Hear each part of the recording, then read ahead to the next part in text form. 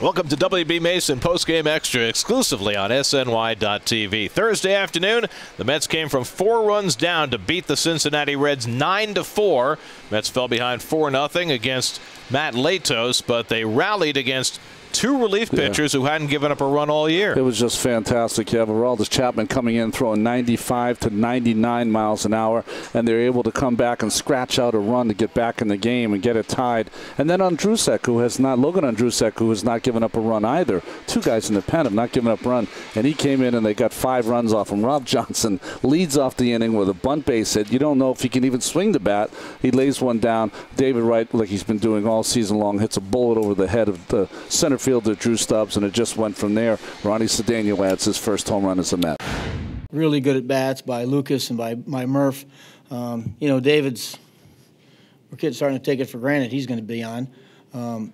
So just some good at bats by those guys. And you know, I told Ike when the inning started that if somebody's in scoring position, you know, against this guy, and left-handed hitters hitting like 20, that I was going to have to hit for him. And you know, there was a good at bat by JT. And he wasn't throwing very many breaking balls today, and I faced him before, and just looking for something out over the plate and stay in the middle of the field and, you know, get up in the air. They got a tremendous bullpen, so you know, I don't know. It's kind of the lesser of 2 evils with Latos. You want to get him out of the game, but you're not in a hurry to get in that bullpen. But you know, we know they have a fantastic bullpen, and you know, you have to take advantage of some of those opportunities with runners in scoring position that we missed early, and I think we were able to capitalize on it late. 3-run shot for Cedeno that put the game away. Wright was on base 5 times with 3 walks and 2 doubles, including that go-ahead hit. His on-base percentage is now an ungodly .513. You just look up and he's on base, and I do understand they're pitching around him.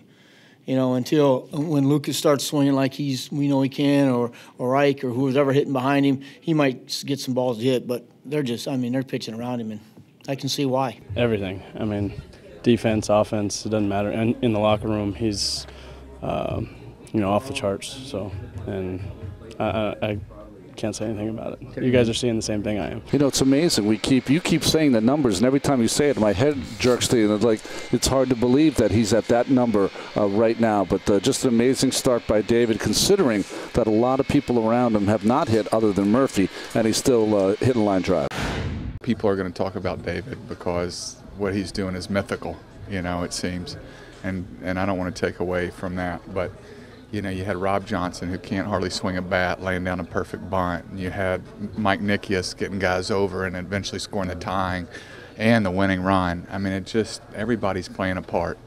And that's why we're able to come back after tough losses like last night. And it's been really neat to be on a team that's like that. And these guys are a resilient bunch.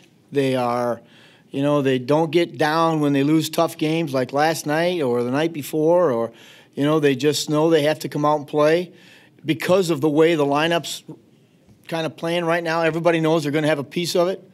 You know, doesn't matter if you start the game or not. You know you're going to be involved in it. So they stay ready, they watch, they prepare, and I mean, they're a joy to be around. Really, they are. So the Mets split the 2-game series with the Reds. Now they head off for a 6-game road trip starting in Toronto on Friday night.